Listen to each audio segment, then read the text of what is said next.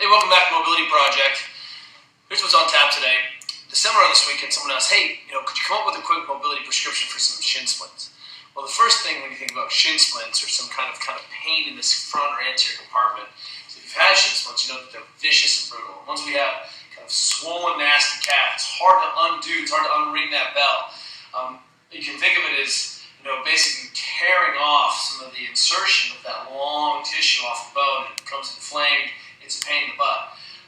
At the very least, deep soreness can happen even from a lot of jumping workouts. I remember recently Adrian and I, not so long ago, Adrian and I did a long broad jump workout, and just landing with my heels down, just tore that stuff up. So if we take off the table kind of the fact that you're probably a heel striker if you're developing horrible hip shin splints, throwing that heel down, you're not kind of forefoot striking and sprinting with good mechanics, then how do we treat that thing? So the first thing, of course, is don't be afraid to ice that.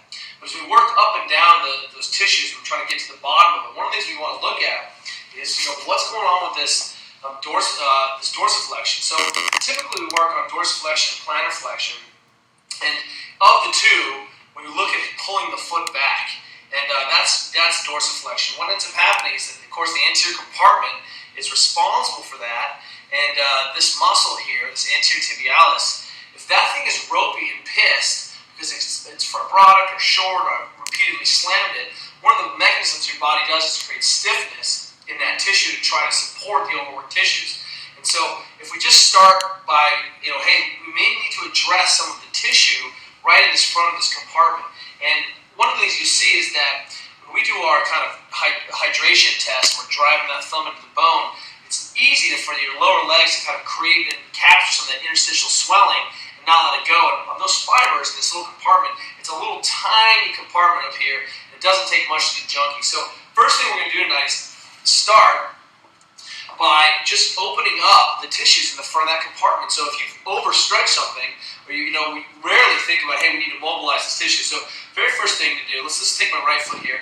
I'm just going to roll and see if I can roll over. And then I'm going to open up and trap that foot in this position. So I've just trapped the foot, slightly internally rotated there, and then I'm just going to open up and stretch the bottom of the foot out. And I just lean back and I get this big, nice global stretch to that tissue. Stop short of pain, contract, 5 seconds, drive your feet in the ground, release. Keep winding up, go a little bit further. And you should be able to open this up. One of Romanoff's Coach Romanoff of Post-Tech, one of his foot exercises for runners to kind of inoculate them is to be able to load that front of that leg and catch and be able to absorb force there. It's one of his ideas. So if I just contract, relax there for a second, tight, release, open up a little bit further, get tight, tight, tight, release, open a little bit further. One of the things you'll see, even just that, is how much better I have activation, because this tissue isn't quite so tight, and literally you can see in the foot positioning, I'm in a much better position because I'm just not so stiff. Pointing, you can even see I get into better plantar flexion because I just have a little bit longer length there. So that's one idea. Let's treat the tissue. Can I absolutely take my lacrosse ball, do the same thing? So I can get a little tack there, get a little pressure there, and then make some circles. So let's think about kind of working that anterior compartment right up and downstream. Just make some circles. If you want to use your beautiful trigger point roller in TP therapy, go ahead and same rolling idea. Think about going really slow through those tissues. One of the mistakes that we make is that we hustle too much. You can see the difference just by opening that up quickly. It gives me a lot more range of motion. I get better point, better triple extension. Is that we hustle too fast over this. One of the models that comes from Rolfing is to go really slow and build a little pressure wave.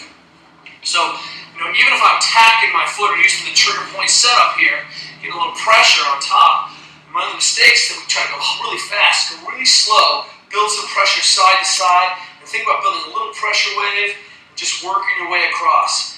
And that's as you especially put that ball into tender bits, go really slow, you'll feel the tissue heal.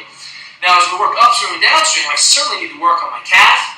Behind, if I'm really, really tight through this area, then it's basically like holding and tacking my heel down, and then that anterior compartment has to pull against those brakes. So I want to make sure that my heel cord is loose. I can use anything to make sure that that's unglued around, just get that skin moving.